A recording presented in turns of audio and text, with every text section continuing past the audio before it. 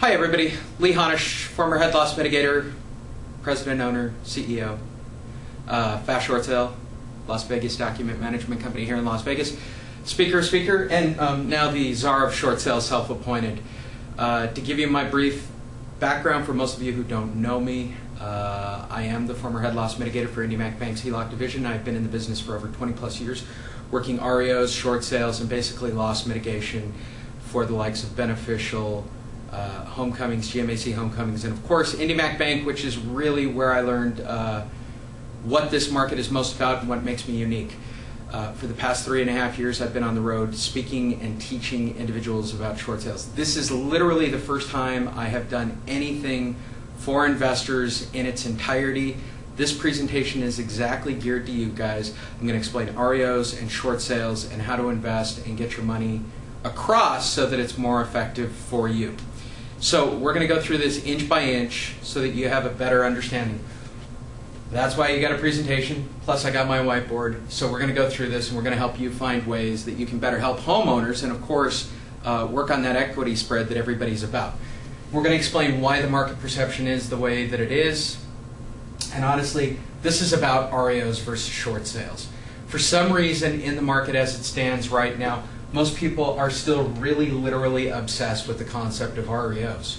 That includes real estate agents on top of it. You as investors, I know why you do what you do. I've met with quite a few of you, so we'll discuss that. What I find fascinating is that half the active listing agents don't want to work on short sales. I would say better than 3/4 of the investors out there don't want to work on short sales. Everybody is obsessed with this little item right here, REOs. And I really don't know why. They're unobtainable. They're very difficult to get at best. But yet, REOs are everything, okay? I don't get that. You guys don't even want to know short sales exist. You want to know how to get REOs. That's what you guys want to know. I'm approached. I've done now about 400 or 500 presentations. I've trained 50,000 agents, investors, homeowners, you name it. And the number one thing I get asked about is, Lee, how do I get REOs? Boy, how do I get it? How do I get it, those wonderful little REOs? I know you've worked in REOs, Lee. I know you started in that market. What did you do? I did everything you think I did. I actually managed property. I managed a pool of real estate agents in Southern California. I've been a property manager as well. I've assigned listings. Everything you can imagine with REOs. This is the biggie. And I'm going to say this. And here's the amazing fact. You think you're treated bad working short sales and loss mitigation. REO asset managers will literally treat you worse than they treat people trying to do short sales. I know that's hard to believe. The short sale itself is a collection, but nobody wants to hear about that. I mean, that's not why you're here. You guys want to know about REOs and how to get REOs? You know what? I'm going to do that for you. For the first time ever, I'm going to discuss for you how to get short sales. I mean REOs. That's the very first time I've ever done this live on a videotape, ever done at a presentation. So I'm going to do it for you here for the very first time. So let's discuss the fundamental parts and pieces of getting an REO. First of all, we've got a homeowner and they've got a very unique mindset. They honestly believe in this market that they're somehow going to magically keep their house. I find that amazing, but the general perception of a homeowner at this moment is, I'm going to get to keep my house. Either loan mod, the magical deed in lieu, which they don't really get to keep their house. They actually turn the keys back over, maybe get a check, and ultimately wind up with the word foreclosure on their credit. But somehow deed in lieu in their mind right now is, I get to keep my house.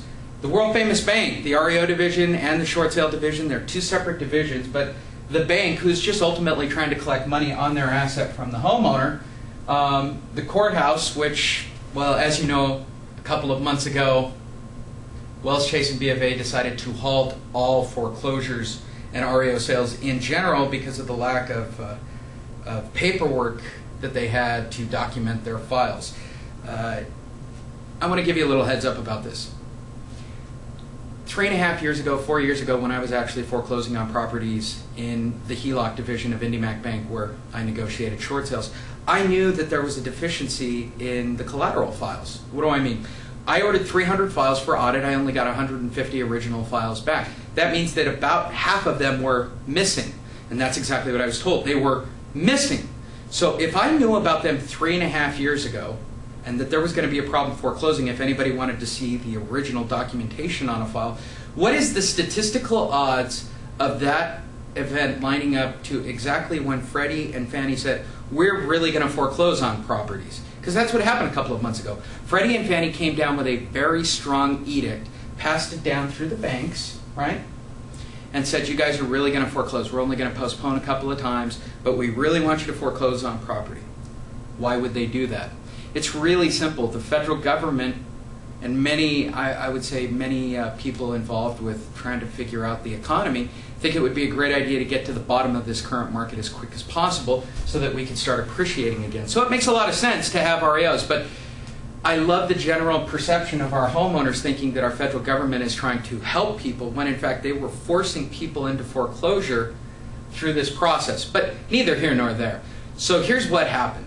The federal government applies pressure on Wells, Chase, and B of A to start foreclosing consistently, which, truthfully, they don't want to foreclose. They'd rather do a short sale because it does make them more money, and that's why, yeah, we'll get to that in a minute. Wells, Chase, and B of A played the, we don't have any documentation on file, and we need to correct this before we start foreclosures. We need to halt all foreclosures immediately, and that's exactly what they did. So I ask you this question. What are the statistical odds 3.5 years ago that if I knew that there was a deficiency in that collateral package that wouldn't allow me to foreclose on a property to coincide exactly with the federal government and when Freddie and Fannie ultimately saying you must foreclose? They actually lined up exactly. They also lined up about 1 week before the general elections. They also wound up exactly knowing that it would become a neutral house again with just as many Democrats and just as many Republicans in power, creating, more friction so that the banks could get back to doing what they do. And the reason I tell you this is ultimately what you guys are after, the REO. I'm going to show you how to get them, the odds of how to get them. I'm going to teach you exactly how to get Freddie and Fannie REOs here in just a second because I went to an event, and that's why it is a tennis ball to me, and I'm going to certainly explain why I think all REOs are tennis balls. It is the classic representation of what I think you need to be aware of. This whole process, from first mispayment to an actual property going into foreclosure status to actually being sold, start to finish, is about 1 year. So there's about 1 year from the first mispayment to actual sale taking place in the United States, and that's the average. That's a lot of time, and that's certainly one of the problems with the market right now. The biggest problem is this tennis ball on the end, the infamous REO, the thing that most agents are waiting for so that they can list them, the thing that most investors are waiting for so that they can set them up. So what is the obsession with that tennis ball? And that's really my question. So let's assume you can get an REO and turn it for a profit. What's the average net return for an investor on an REO? Okay, so I'm going to invest all in 100%. Okay, I'm going to take $100,000. I'm going to buy a property on the courthouse steps for $100 grand. Usually sight unseen, but let's say you actually do some due diligence. You're going to invest $100,000 and buy that property. Hopefully you've done the due diligence. What's your average net return once you fix it up, turn it, and sell it on that $100,000? Well, it's 25%. Okay, that's the average net return. That's not bad.